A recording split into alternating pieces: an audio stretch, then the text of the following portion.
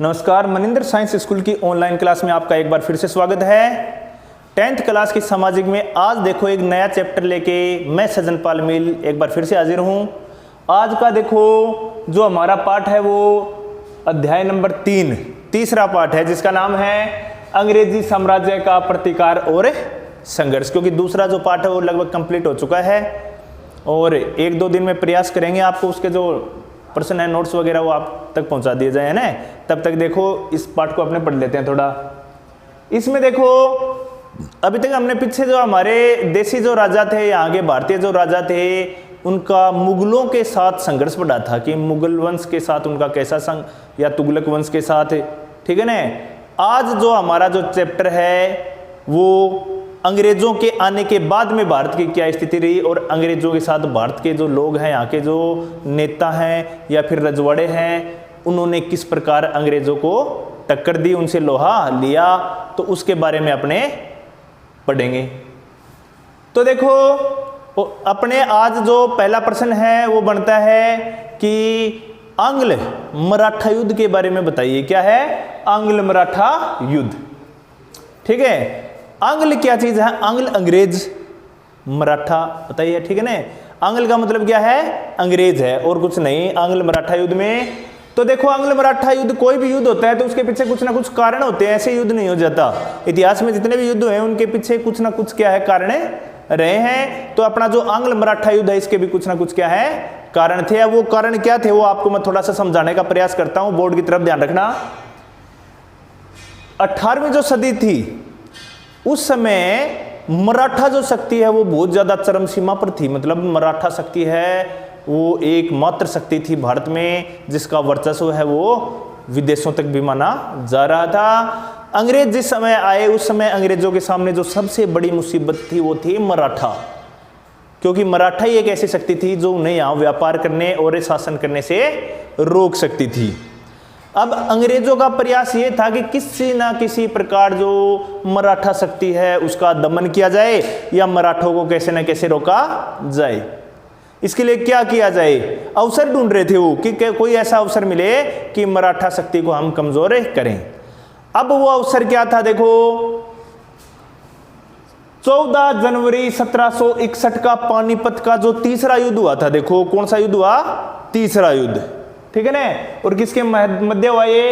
अहमद शाह अब्दाली और मराठों के बीच में हुआ था, ठीक है। प्रश्न आता है पानीपत का तृतीय युद्ध कब और किसके मध्य हुआ? तो 14 जनवरी 1761 को हुआ। अहमद शाह अब्दाली व मराठा के बीच में हुआ था। इस युद्ध के बाद में देखो इस युद्ध का जिक्र क्यों है इस पाठ में? क्योंकि इस युद्ध के बाद में मराठों की शक्ति है वो धीरे धीरे कमजोर पड़ने लग गई थी, ठीक है। अब एक और घटना होती है। घटना क्या होती है? देखो जो मराठा है इनमें सबसे बड़ा पद होता था वो पेशवा का होता था। जैसे राजा सम्राट वगैरह नहीं होते क्या, वैसे इनमें होता था पेशवा। तो यहां पर पेशवा जो थे वो थे पेशवा माधवराव। कौन से? पेशवा माधवराव थे। अब 1722 ईस्वी में क्या होता है? पेशवा माधवराव की मृत्यु हो जाती है। पेशवा माधवराव है इनकी क्या हो जाती है? 1722 में मृत्यु हो जाती है। और इनकी मृत्यु के बाद में देखो माधवराव इसकी क्या हो गई? मृत्यु हो गई। ये हो गई मृत्यु यहाँ, ठीक है। इसकी मृत्यु के बाद में जो अगला पेशवा बनता है वो इसका भाई नारायण राव। कौन बनता है? इनका भाई नारायण राव पेशवा बनता है। जबकि पेशवा बनना कौन चाहता है? इनका चाचा रघुनाथ राव। पेशवा बना कौन है? नारायण राव, जबकि बनना चाहता था चाचा रघुनाथ राव। अब माधव राव की मृत्यु के बाद जब नारायण राव पेशवा बना तो ये नाराज हो गया। कौन है? रघुनाथ राव, ठीक है ना। ये तो बना है पेशवा, अब नाराज कौन हो गया? ये। जब अंग्रेजों को इस बात का पता चला कि रघुनाथ राव है वो नारायण राव से अलग होना चाहता है या उनके स्थान पर आसीन होना चाहता है, तो अंग्रेजों को ये मौका मिल गया फूट डालने का। तो देखो अंग्रेजों ने रघुनाथ राव जो माधव राव का चाचा, इसके साथ एक संधि की जिसे बोलते हैं सूरत की संधि, ठीक है, ताकि मराठा शक्ति को किसी ना किसी प्रकार क्या किया जाए? कम किया जाए। तो इसको बुलाया अंग्रेजों ने, किसको? रघुनाथ राव को। पेशवा तो नारायण राव था, ये किसी पद पर नहीं था तो इसको बुलाया और सूरत की संधि की। और प्रश्न आता है सूरत की संधि कब हुई थी, तो सूरत की संधि हुई 6 मार्च 1775 में। ठीक है, क्या थी सूरत की संधि, देखो मैंने अलग अलग लिख रखा है। पहले तो प्रश्न आ जाए सूरत की संधि किसके मध्य हुई, तो अंग्रेज व रघुनाथ राव के मध्य हुई। कौन सी संधि, सूरत की संधि हुई 6 मार्च 1775। अब इस संधि में क्या था देखो, वो भी मैंने आगे लिख रखा है। देखो ये क्षेत्र थे, एक तो बेसिन, एक सालसेट और सूरत। अंग्रेजों ने कहा कि हम तेरे को पेशवा बनाने में मदद करेंगे और पेशवा बनने के बाद में ये तीनों क्षेत्रों से तेरे को जितना भी लगान प्राप्त होना उसका आधा यानी कि 1/2 भाग तो हमको दे देना। ठीक है, क्या संधि थी कि 3 क्षेत्र हैं, बेसिन, सालसेट और सूरत। इनका आधा जो लगान का भाग है वो जो पेशवा बनने के बाद में रघुनाथ राव है वो किसको देगा, अंग्रेजों को।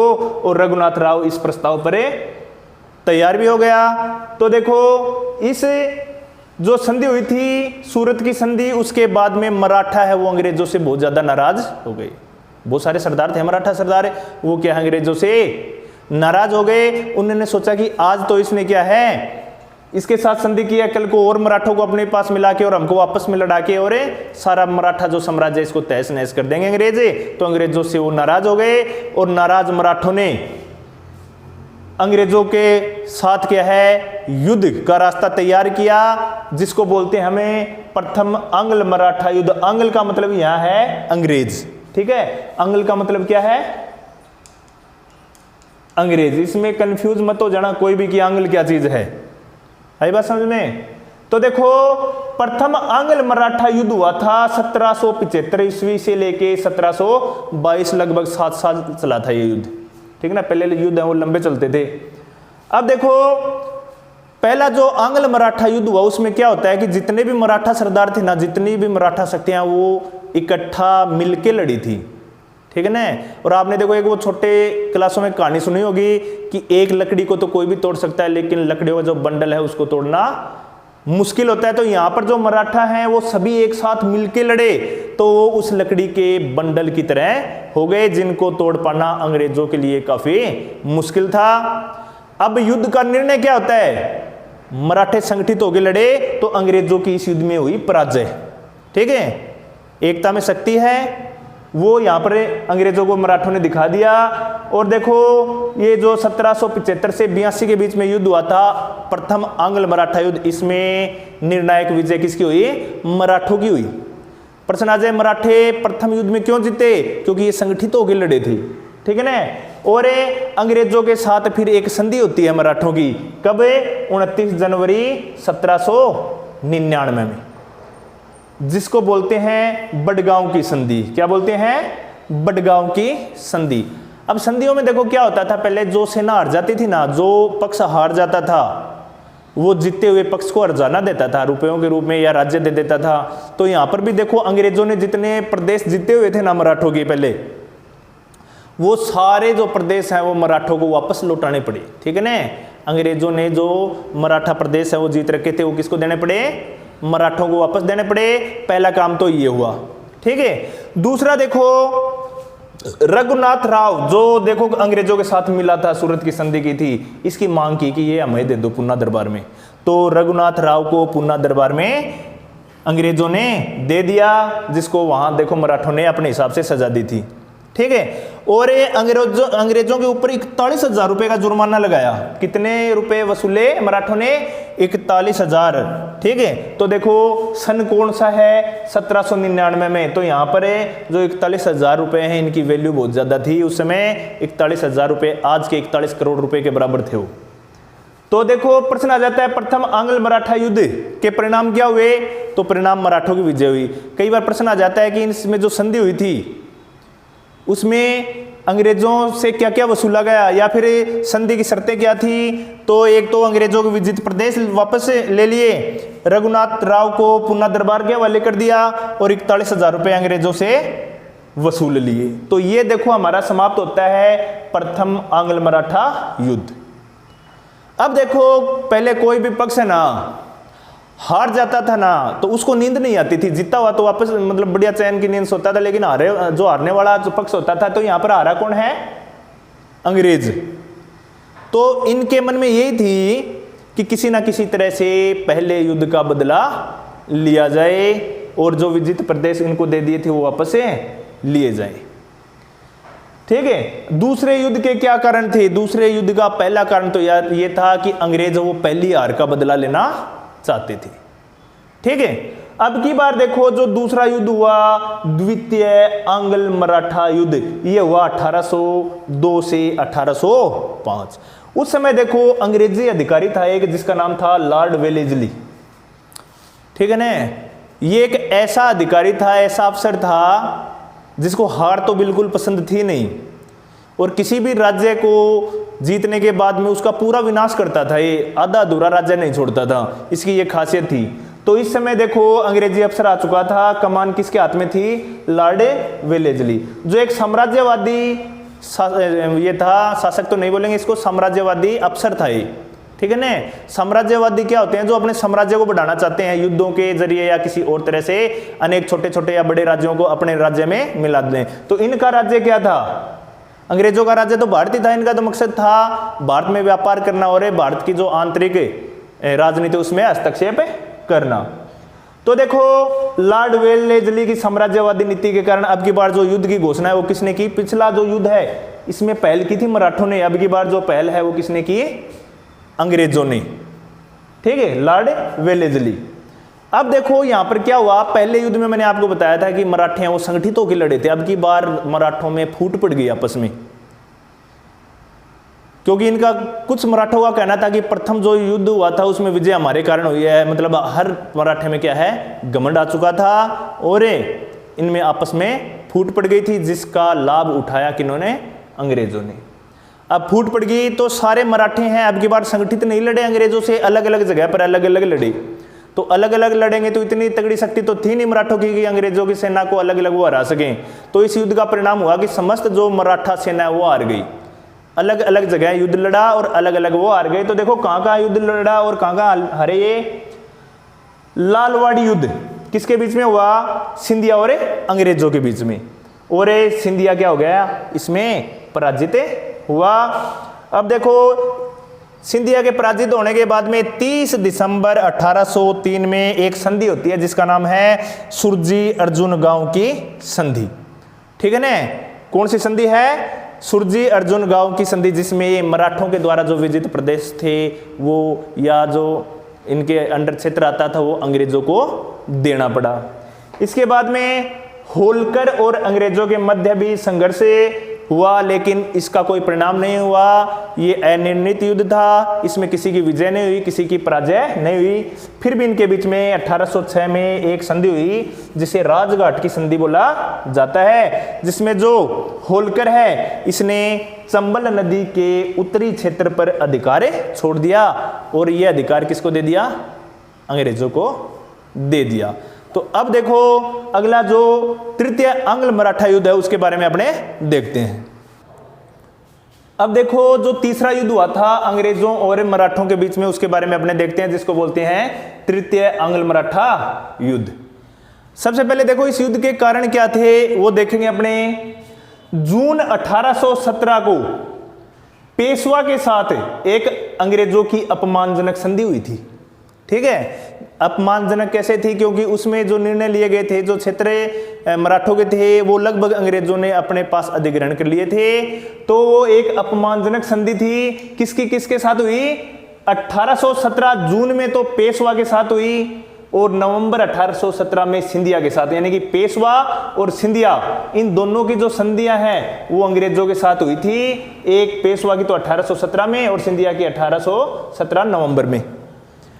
अब ये एक अपमानजनक संधि थी जिसको मराठा सरदार थे वो सहन नहीं कर पाए और मराठा सरदारों ने क्या है? अंग्रेजों पर फिर आक्रमण कर दिया, जिसमें मराठों की बुरी हाल पराजय हुई, मतलब बुरी तरह से मराठे वो इस युद्ध में पराजित हुए।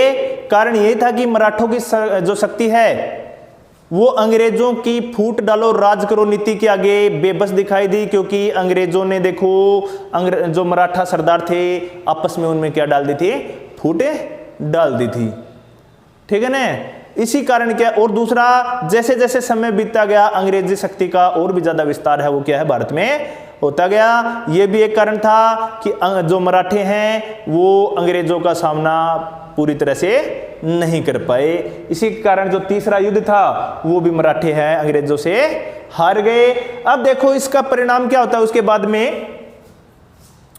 परिणाम हुआ कि 18 जून 1818 में एक संधि होती है, ठीक है ना, किसके मध्य, मेलकाम और पेशवा, इसको बोलते हैं पेशवा और मेलकाम के मध्य संधि हुई थी। इसको आमतौर पर मेलकाम पेशवा संधि बोला जाता है। इस संधि के अंदर देखो क्या किया गया कि हमेशा के लिए पेशवा पद समाप्त कर दिया गया कि आज के बाद में मराठों में कोई भी पेशवा नहीं होगा। अंग्रेजों ने अपना जो रास्ता है वो बिल्कुल क्या है साफ कर लिया।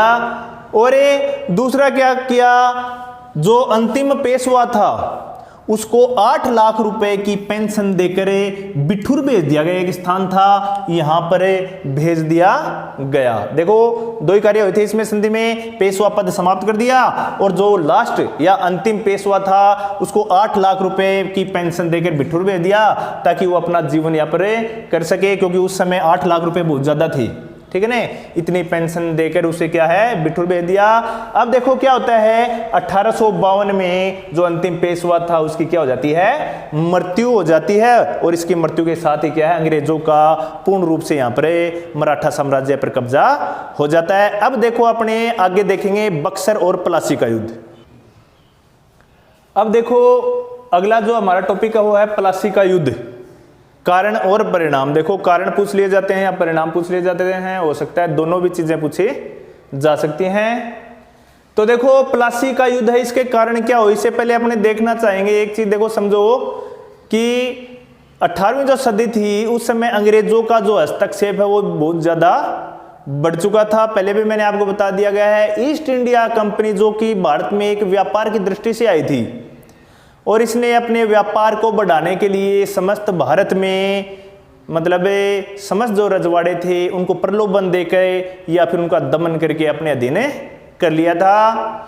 अब देखो इसको जो अपना व्यापार है वो बंगाल में फैलाने की आवश्यकता महसूस हुई, ठीक है। तो वहां उसने अपना व्यापार फैलाने के लिए देखो बंगाल का जो नवाब था जिसका नाम था सिराजुद्दौला, इससे मतलब स्वीकृति मांगी और इसने कुछ व्यापार करने की स्वीकृति है वो प्रदान कर दी थी। लेकिन अंग्रेज है वो उससे संतुष्ट नहीं थे, वो संपूर्ण बंगाल में अपना व्यापार है वो स्थापित करना चाहते थे और साथ ही अपना आधिपत्य है वो भी स्थापित करना चाहते थे, जिसके लिए नवाब सिराजुद्दौला है वो बिल्कुल भी तैयार नहीं था। इसलिए देखो अंग्रेजों ने नवाब सिराजुद्दौला का दमन करने के लिए कुछ कूटनीतिक कदम उठाने प्रारंभ कर दिए। वो कूटनीतिक कदम क्या थे उनके बारे में अपने अब देखेंगे, जिनको अपने बोलेंगे कि प्लासी के युद्ध के कारण, ठीक है। पहला कारण क्या था, अंग्रेज हैं वो सिराजुद्दौला के जो दुश्मन थे या जो षड्यंत्रकारी थे, जो सिराजुद्दौला के विरुद्ध षड्यंत्र रच रहे थे, जो लोग या जो रजवाड़े हैं या जो सिराजुद्दौला के करीबी लोग हैं, उनको अंग्रेज हैं वो सहायता देने लगे या उनकी मदद करने लगे, ठीक है। जब सिराजुद्दौला को ये पता चला कि अंग्रेज है वो हमारे षड्यंत्रकारियों को सहायता दे रहे हैं, तो इससे नवाब है वो बहुत ज्यादा नाराज हुआ और अंग्रेजों से मतलब उसने इस चीज का बदला लेने की ठान ली, ठीक है। तो पहला कारण क्या था, अंग्रेजों द्वारा सिराजुद्दौला के विरोधियों को सहायता देना।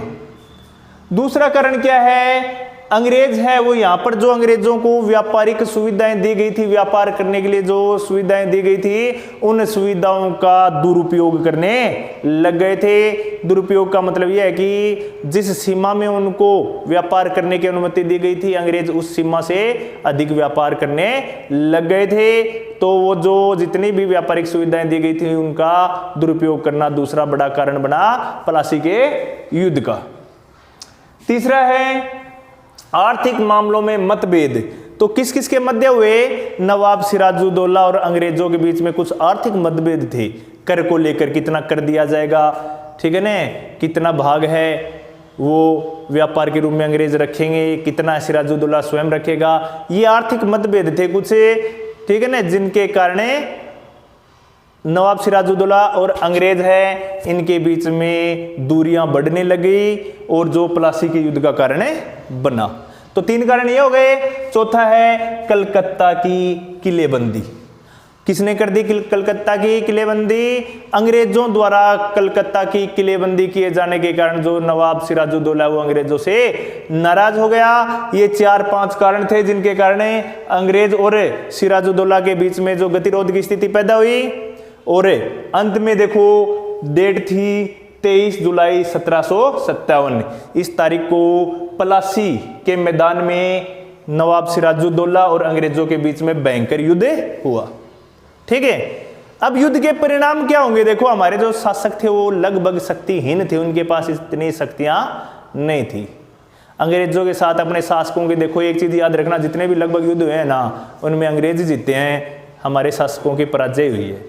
तो यहां भी देखो पराजय हुई किसकी? नवाब सिराजुद्दौला की। कभी भी कोई भी परिणाम आ जाए ना तो उसमें 2 चीज आपको देखो क्या लिखनी है। ठीक है, अब आपको पता चल जाए कि इस युद्ध में जीता कौन। मैंने आपको बता दिया था कि इस युद्ध में विजय अंग्रेजों की हुई, तो पहला पॉइंट परिणाम में लिख दो कि इस युद्ध में जो नवाब सिराजुद्दौला है उसकी पराजय हुई और वो युद्ध करता हुआ मारा गया। ठीक है ना, मारा गया था। ये सब में तो नहीं लिखना, ये मारा गया था। पहला तो कारण आ जाता है कि नवाब सिराजुद्दौला की पराजय हुई और अंग्रेजों की विजय हुई। कॉमन आएगा, किसी भी युद्ध हो उसमें ये परिणाम है आपको जरूर लिखना है। जो हार गया उसकी हार लिखनी है और जो जीत गया उसकी जीत। 2 पॉइंट तो बन गए अपने। अब 2 पॉइंट कैसे बन गए? अपनों ने हार किसकी लिखी? नवाब सिराजुद्दौला की। दूसरा पॉइंट लिख दो कि अंग्रेजों की इस युद्ध में क्या हुई?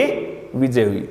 और इसको अगर बढ़ा जाता है, बढ़ा के लिखना है, तो जो आपको क्या लिखना है इसके अंदर हमेशा ध्यान रखना है। इतिहास के अगर कोई कभी भी भविष्य में आगे चलकर कोई इतिहास सब्जेक्ट लेता है तो उसमें इस प्रकार के बड़े प्रश्न आते हैं।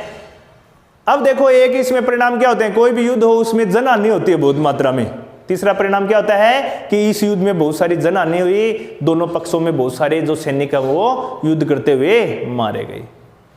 और अकेली जनहानि नहीं होती, जनहानि के साथ धनहानि भी होती है। ठीक है, किसी भी युद्ध के परिणाम आए तो उसमें जनहानि और धनहानि दोनों लिखनी है। तो यहां पर अपने देखो पहला जो परिणाम है मैंने आपको बता दिया कि जो नवाब सिराजुद्दौला है उसकी क्या हुई? हार हुई। अब अंग्रेजों ने देखो क्या किया, नवाब सिराजुद्दौला की जगह पर मीर जाफर को बंगाल का नवाब बना दिया। अंग्रेजों के पक्ष का आदमी था ये। अंग्रेजों ने सोचा कि अपने इसको है ना अगर नवाब बना देंगे तो ये हमारे इशारे पे चलेगा, एक कठपुतली की तरह कार्य करेगा। जिस प्रकार हम सुविधाओं का उपयोग करना चाहेंगे वैसे कर सकते हैं। ठीक है, तो इसके लिए अंग्रेजों ने अपने खास आदमी या उनके पक्ष का जो शासक था मीर जाफर, इसको अब बंगाल का क्या बना दिया? नवाब बना दिया। ठीक है, फिर मीर जाफर से अंग्रेजों को धन की प्राप्ति हुई। मीर जाफर ने खुश होकर अंग्रेजों को बहुत सारा धन दिया और इससे अंग्रेजों की स्थिति, आर्थिक जो स्थिति है वो बहुत ही सबल हो गई, सुदृढ़ हो गई। विपुल मात्रा में अंग्रेजों को धन की प्राप्ति हुई। किससे? मीर जाफर से। अगला, मीर जाफर ने देखो अंग्रेजों को बंगाल के 24 परगने थी उनकी जागीर दे दी। ठीक है ना, परगने किसको बोलते हैं? जो मतलब भू क्षेत्र होते हैं। ठीक है, बड़े बड़े भू क्षेत्र उनको परगने बोलते थे। तो कितने परगनों की जागीर दी? 24 परगनों की जागीर दे दी। देखो एक तो धन दे दिया बहुत सारा और जागीर भी दे दी। इससे अंग्रेज और भी ज्यादा क्या है बंगाल में मजबूत हुए।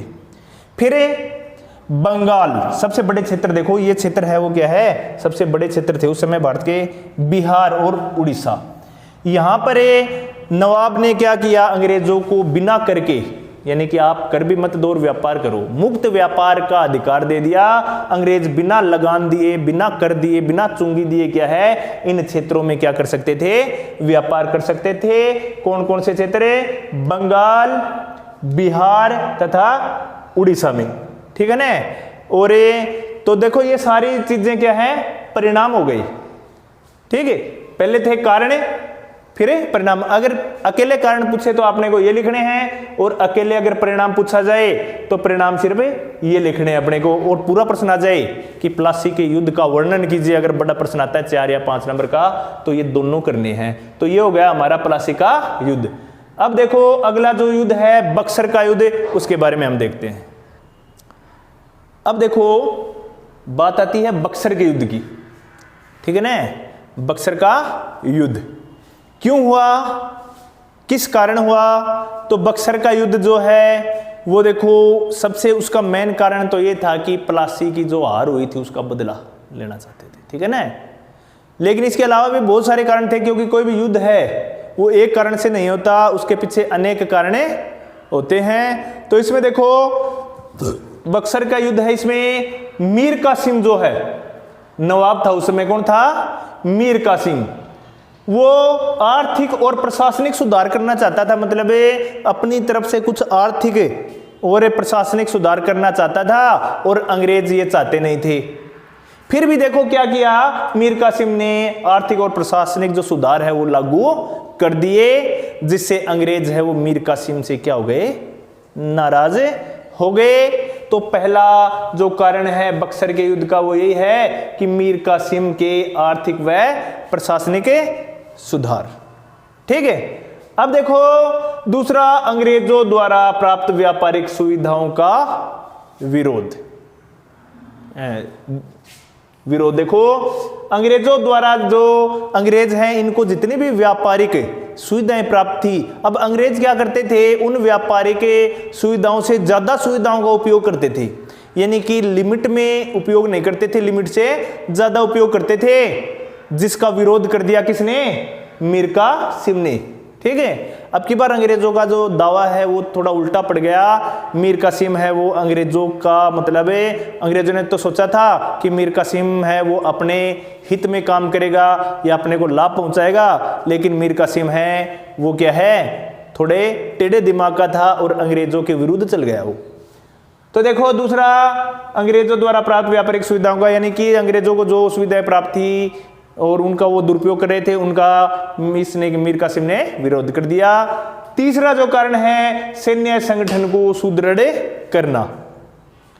अब देखो क्या हुआ, जो मीर कासिम है, पहले देखो अंग्रेजों ने कहा था कि आप अपनी सेना नहीं बढ़ाओगे, क्योंकि अंग्रेजों को पता था कि अगर ये सेना बढ़ा लेगा मीर कासिम तो क्या होगा, अपने खिलाफ उसका उपयोग ये कर सकता है। तो सेना को सीमित कर दिया था अंग्रेजों ने कि आप केवल इतने ही सैनिक रख सकते हो। लेकिन जो मीर कासिम है इसने अपने सैन्य संगठन को मजबूत करना प्रारंभ कर दिया, और सैनिकों की भर्ती करनी बेड़े में, अपने बेड़े में और ज्यादा सैनिकों को लेना और उनकी भर्ती करनी क्या कर दी इसने?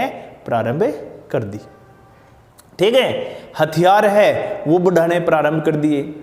जब इस बात की सूचना है वो अंग्रेजों को लगी, तो अंग्रेजों को ये लगा कि जो मीर कासिम है वो अपने खिलाफ मोर्चा तैयार कर रहा है और भविष्य में अपने ऊपर क्या कर सकता है? ये अटैक कर सकता है, ठीक है। तो देखो सैन्य संगठन को सुदृढ़ करना है वो अंग्रेजों को नहीं खला। अंग्रेज डर गए भय के मारे, क्योंकि अंग्रेजों को पता था कि अगर ये सैन्य संगठन ये मजबूत हो गया तो अपने ही खिलाफ इसका प्रयोग हो सकता है, जिससे भविष्य में हमारी जो कंपनी है, कंपनी का जो शासन है वो भी समाप्त हो सकता है, या अंग्रेजों की सर्वश्रेष्ठता जो है वो जा सकती है। तो इससे भी अंग्रेज नाराज हो गए। फिर प्लासी की पराजय का बदला मीर कासिम है ना, वो प्लासी का जो युद्ध हुआ था जिसमें अंग्रेज जीतते थे और सिराजुद्दौला की पराजय हुई थी, उस चीज को भुना नहीं पाया था। उस चीज के लिए उसका बदला लेना चाहता था वो। प्लासी की जो हार हुई थी ना, उनका क्या करना चाहता था? अंग्रेजों से बदला लेना चाहता था। उसी बदले के लिए ये सैन्य संगठन को क्या कर रहा था? सुदृढ़ कर रहा था, और उसी के लिए आर्थिक और प्रशासनिक सुधार है ये लागू कर रहा था। तो ये 4 कारण थे, ठीक है ना। कौन कौन से? एक तो मीर कासिम के आर्थिक व प्रशासनिक सुधार, दूसरा अंग्रेजों द्वारा प्राप्त व्यापारिक सुविधाओं का विरोध, तीसरा सैन्य संगठन को सुदृढ़ करना, और चौथा प्लासी की पराजय का बदला। तो देखो इन चारों कारणों के कारण अंग्रेज और नवाब के बीच में गतिरोध उत्पन्न हो गए, ज्यादा बढ़ गए, दूरियां हैं वो बढ़ गई। तो प्लासी की युद्ध का मतलब जो बदला है वो मेन कारण था, ठीक है ना। मेन कारण क्या था कि नवाब है मीर कासिम वो प्लासी की जो पराजय थी उसका बदला लेना चाहता था, ठीक है। इसके कारण बक्सर का युद्ध हुआ। कौन सा युद्ध हुआ? बक्सर का युद्ध। अब देखो बक्सर के युद्ध के परिणाम। कोई भी युद्ध है, मैंने पहले भी बता दिया आपको कि युद्ध के परिणाम, पहला परिणाम तो क्या होगा, एक पक्ष हारेगा और दूसरा जीतेगा, ठीक है। दो पक्षों में युद्ध होता है ना, तो एक की पराजय होगी एक की विजय। मैंने आपको पहले भी बता दिया था कि अंग्रेज है वो शक्तिशाली थे, तो अंग्रेजों का तो पराजित होना बहुत मुश्किल था। तो यहां पर पराजय किसकी हुई? मीर कासिम की पराजय हुई। किसकी हुई? मीर कासिम है वो इस युद्ध में हार गया, इसकी पराजय हुई। अन्य परिणाम देखो क्या हुए, आपको मैंने पहले भी लिखा था, पहले भी बता दिया था कि कोई भी जब युद्ध होता है तो उसमें आर्थिक और प्राण हानि होती है। बहुत सारे सैनिक है वो वीर गति को प्राप्त हुए दोनों पक्षों में, और बहुत ज्यादा धन और आर्थिक हानि हुई। इसके अलावा और कौन से परिणाम थे? अंग्रेजों का प्रभुत्व स्थापित हो गया बंगाल पर अब, ठीक है ना। जो पहले प्रभुत्व नवाब का था, अब समस्त बंगाल पर किसका प्रभुत्व? बंगाल नहीं, ऐसे मानोगे पूरी इंडिया पर अब क्या है, अंग्रेजों का प्रभुत्व स्थापित हो गया था। अब एक नई शक्ति है भारत में, वो कौन सी थी? अंग्रेज। बंगाल से पहले अंग्रेजों को थोड़ा सा भय था कि बंगाल के जो शासक है वो अपने को, मतलब अगर अपने यहाँ पर गड़बड़ करेंगे, बदमाशी करेंगे, तो बंगाल के शासक है उनके साथ युद्ध करना महंगा पड़ेगा, और उनको ताकतवर माना जा रहा था बहुत ज्यादा। तो एक छोटा सा डर था अंग्रेजों के मन में। लेकिन प्लासी और बक्सर के युद्ध के बाद में अंग्रेजों के हृदय से वो पूरा का पूरा जो डर है, पूरा भय है वो निकल गया, और उनकी स्थिति है वो पहले से ज्यादा क्या हो गई? सुदृढ़ हो गई, और अंग्रेजों का भारत में प्रभुत्व स्थापित हो गया। तो पहला परिणाम ये, ठीक है। दूसरा, अंग्रेज बंगाल, बिहार और उड़ीसा पर दीवानी अधिकार प्राप्त हो गया। पहले तो देखो क्या हुआ था कि अंग्रेज सिर्फ यहां पर कर मुक्त व्यापार कर सकते थे। प्लासी के युद्ध के परिणाम में बताया था ना मैंने, कर मुक्त व्यापार कर सकते थे। लेकिन अब इन जो तीनों क्षेत्र हैं, बंगाल, बिहार और उड़ीसा, यहाँ के दीवानी अधिकार है, समस्त दीवानी अधिकार है वो किसको प्राप्त हो गए? अंग्रेजों को प्राप्त हो गए, ठीक है। तीसरा देखो, भारत के उद्योग व व्यापार को हानि। अब अंग्रेजों ने भारतीय उद्योग थे, जितने भी भारत के उद्योग थे उनको क्या किया? हानि पहुंचाई। लगभग सभी उद्योगों को बंद कर दिया। इसके पीछे भी एक रीजन था, एक कारण था। वो कारण क्या था? कारण ये था कि अंग्रेज यहां पर सिर्फ व्यापार की दृष्टि से आए थे, और अपना देश में जो बना हुआ माल है या जो सामग्री है उसको भारत में बेचना चाहते थे। अब अंग्रेजों को यह पता था कि जब तक भारतीय कंपनियां यहां पर, या भारत के उद्योग धंधे हैं, कंपनियां तो उस समय कौन सी थी नहीं, भारतीय उद्योग धंधे वो जब तक चलते रहेंगे ना, तब तक क्या है? अपना व्यापार नहीं होगा। हमारा बना हुआ माल है या हमारे देश की जो वस्तुएं वो बिल्कुल ही नहीं बिकेंगी, ठीक है ना। तो अंग्रेजों को चाहिए था कि सबसे पहले अपनी कंपनियों का जो सामान है वो बेचने का रास्ता साफ किया जाए। उस रास्ते में अड़चन क्या थी? भारतीय वस्तुएं, भारतीय उद्योग धंधे। तो अंग्रेजों ने इस प्रकार की नीतियां बनाई जिसके कारण भारत के जितने भी उद्योग धंधे थे वो समाप्त हो गए, नष्ट हो गए, या एकदम विलुप्त हो गए। और ये सारे के सारे जो वस्तुएं हैं वो अब कहां से आने लगी? ब्रिटेन से आने लग गई। तो इसका अगला परिणाम क्या हुआ कि भारत के उद्योग और व्यापार को हानि पहुंची, ठीक है ना। फिर ब्रिटिश शासन की नींव मजबूत हुई, यानी कि ब्रिटिश शासन अब और भी ज्यादा मजबूत हो गया। नींव मजबूत होने का क्या मतलब होता है? जैसे मकान होता है, मकान की देखो नींव जब मजबूत होती है ना तो वो उखड़ता नहीं है, ठीक है ना, गिरता नहीं है, उसकी दीवारें भी मजबूत हो जाती है। लेकिन नींव अगर मजबूत नहीं हो तो वो बिल्डिंग भी गिर जाती है। उसी प्रकार अंग्रेजों की नींव, जो अंग्रेजी शासन था उसकी नींव मजबूत होगी, मतलब अब ये हिलने वाला नहीं था। पहले से ज्यादा जो इसकी नींव है वो क्या हो गई? अब मजबूत हो गई। शासन और भी ज्यादा यहाँ पर क्या हो गया? सुदृढ़ हो गया। तो ये चौथा क्या है? परिणाम है कि ब्रिटिश शासन की नींव क्या हो गई? मजबूत हो गई, ठीक है। अब है अंग्रेजों की श्रेष्ठता सिद्ध। इस युद्ध के बाद में ये तय हो गया कि अंग्रेज हैं वो सबसे ज़्यादा श्रेष्ठ है, सर्वश्रेष्ठ है, उनसे ज़्यादा श्रेष्ठ कोई भी भारत में नहीं है, कोई शासक नहीं है। तो देखो यहाँ क्या हुआ, अंग्रेजों की श्रेष्ठता सिद्ध हुई, ये थे इसके परिणाम। तो देखो प्रश्न कई बार तो क्या आता है कि जो बक्सर के युद्ध के कारण बताइए, तो अकेले अगर कारण पूछा जाए ना तो आपको सिर्फ कारण ये बताने हैं 4, ठीक है ना, और परिणाम पूछा जाए तो ये बताने हैं। इसको लिखने की जरूरत नहीं है, जितने भी बच्चे हैं उसको देख रहे हैं तो नोट करने की बिल्कुल भी जरूरत नहीं है, क्योंकि नोट करने के लिए अलग से आपके पास पीडीएफ की सामग्री भेजी जाएगी पाठ नंबर 2 की, ठीक है। जब भी भेजी जाएगी उससे पहले वाले वीडियो में मैं आपको बता दूंगा। पहले भी मैंने बताया हुआ है कि इतने आप जो पहला जो पाठ है ना उसको कंप्लीट कर लें, हो सकता है कल या परसों तक वो पीडीएफ सामग्री आपके पास है भेज दी जाए। अपना होमवर्क है वो सभी क्या करें, कंप्लीट रखें, ठीक है ना, और वीडियो को लगातार देखें, क्योंकि ये जितने भी पॉइंट बन रहे हैं, जितने भी जो मतलब टॉपिक लेके आ रहा हूँ ये कंटिन्यू लेके आ रहा हूँ मैं। जैसे हमारा जो तीसरा पार्ट है जो शुरू होता है ना, उसमें सबसे पहले प्लासी और बक्सर के युद्ध है और उसके बाद में अंग्रेज मराठा युद्ध है। अब कल का जो टॉपिक होगा ना उसमें अपने अंग्रेज और मैसूर का संघर्ष, जो 4 युद्ध हुए थे उनके बारे में, चारों युद्धों के बारे में विस्तार से पढ़ेंगे। इसके अलावा आगे फिर देखो असहयोग आंदोलन, गांधी जी के जो आंदोलन है, यानी कि अंग्रेजों के साथ ही लड़ना है अब अपने को 5-7 दिन, ठीक है ना। 5-7 वीडियो में अपने को किसके साथ लड़ना है, अंग्रेजों के साथ ही लड़ना है। कभी गांधी जी के साथ में अपने आंदोलन पे जाएंगे तो कभी किसी क्रांतिकारी के साथ में, ठीक है। तो बने रहना है, लगातार वीडियो देखने हैं, और जो मेन बात हुआ कि लाइक जरूर कर देना, ठीक है, और कमेंट भी किया करो कैसा लगता आपको वीडियो, ठीक है। अब कल मिलेंगे, तब तक के लिए धन्यवाद।